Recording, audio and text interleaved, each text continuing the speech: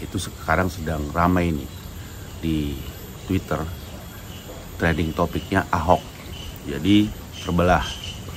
Ada yang bilang bahwa bapak politik Indonesia itu, bapak politik identitas Indonesia itu adalah Anies Baswedan, dan lucunya biasa kaum kadrun langsung bilang bahwa sebetulnya bapak identitas Indonesia itu adalah Ahok. Teman-teman, apa sih arti kata identitas?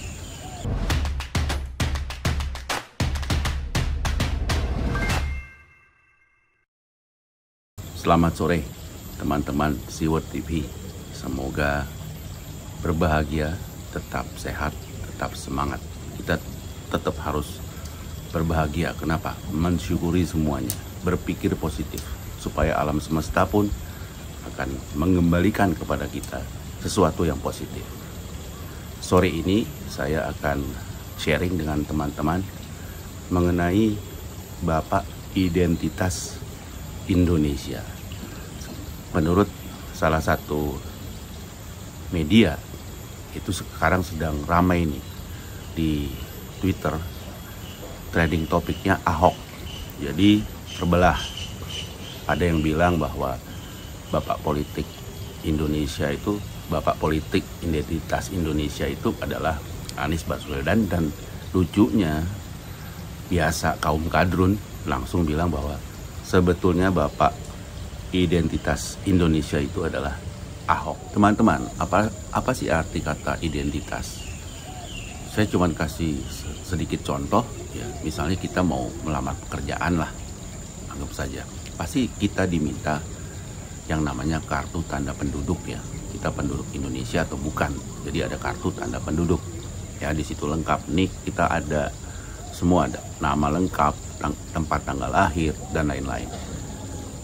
Nah, yang paling pokok di situ juga ada yang namanya kolom agama. Nah, kelihatannya kalau di Indonesia ini, kolom itu sangat penting artinya. Sangat penting. Sehingga selalu akan dilihat mungkin oleh orang yang akan menerima kita. Jadi kalau kita bicara politik identitas, kok ya Ahok menggunakan itu? Kan agak lucu ya. Ahok itu adalah orang minoritas. Kenapa minoritas? Ahok itu keturunan Cina, agamanya Kristen, ya minoritas lah. Mana mungkin Ahok akan berkampanye pada saat pemilihan gubernur itu dengan saya ini Cina, saya ini Kristen, ya nggak mungkin lah, nggak mungkin. Terus dia bisa mempengaruhi orang-orang di sekeliling dia atau masyarakat Jakarta, ya nggak mungkin. Itu nggak ada ceritanya. Nah, makanya saya bilang kadrun ini berpikirnya kebalik-balik. Nah, kalau yang satu nih lawannya Ahok, ya justru memakai politik identitas. Dan identitas yang dipakai selain nama, ya nama. Karena nama itu ternyata menyangkut ke keturunan. Kalau Ahok keturunannya udah jelas, namanya juga Ahok, pasti Cina. Nah, yang namanya Gubernur Jakarta ke Arab-Araban, dan memang keturunan Arab. Oke, nah disitulah yang saya bilang tadi.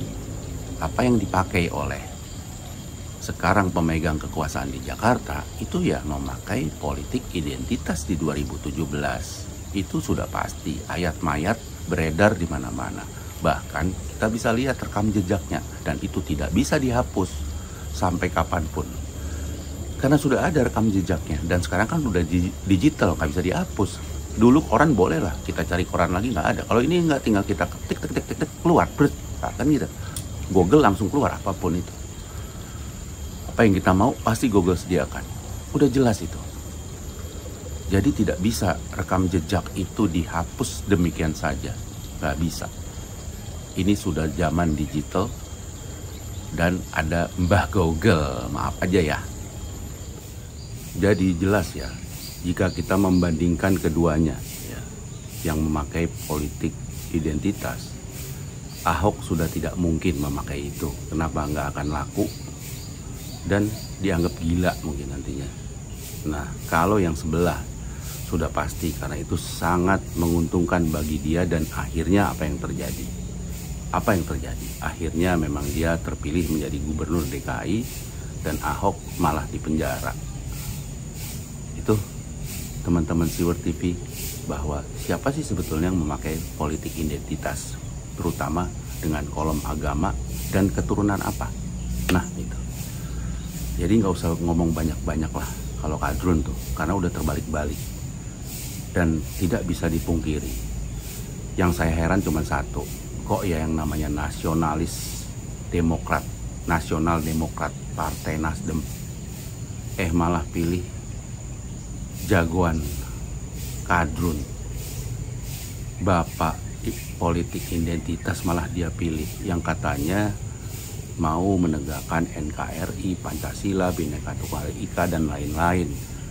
Mimpi kali. Udah jelas rekam jejak, udah jelas.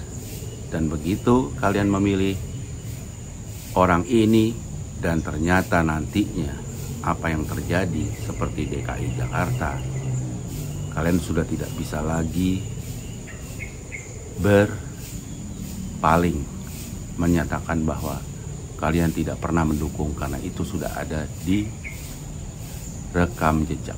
Nasional Demokrat Nasdem akan kehilangan pendukungnya, ya, karena ya nasionalis dan demokrat, bukan hilafah. Kok dah dukung bapak identitas, bapak hilafah Indonesia, gimana nih? Nah itu aja, saya nggak ngerti maksudnya apa Nasdem dan Surya Paloh, karena saya bukan orang politik. Saya melihat dari cara saya berpikir dan dari hati saya aja. Semoga aja Nasdem sadar. Baik teman-teman, terima kasih atas perhatian kalian menonton video saya. Saya Suara dari Ubud pamit. Penjajahan di depan mata itu di Jakarta selama ratusan tahun, betul tidak sekalian? Di tempat lain penjajahan mungkin terasa jauh, tapi di Jakarta, bagi orang Jakarta, yang namanya kolonialisme itu di depan mata, dirasakan sehari-hari. Karena itu, bila kita merdeka, maka janji-janji itu harus terlunaskan bagi warga Jakarta. Masjid Al-Ikhlas yang masih satu kawasan dengan Masjid Mubasyirin. Spanduk masih dipasang dan belum ada tanda-tanda akan diturunkan. Sementara di kawasan yang sama, tokoh Masjid Al-Jihad Ghazali Wahab menyatakan pengurus masjid sebelumnya telah bertemu dengan BIN dan MUI mengenai pemasangan spanduk. Kita semua pribumi ditindas dan dikalahkan. Kini telah merdeka, kini saatnya kita menjadi tuan rumah di negeri sendiri. Jangan sampai Jakarta ini seperti yang dituliskan dalam pepatah Madura. Penjajahan di depan mata itu di Jakarta selama ratusan tahun, betul tidak sekalian?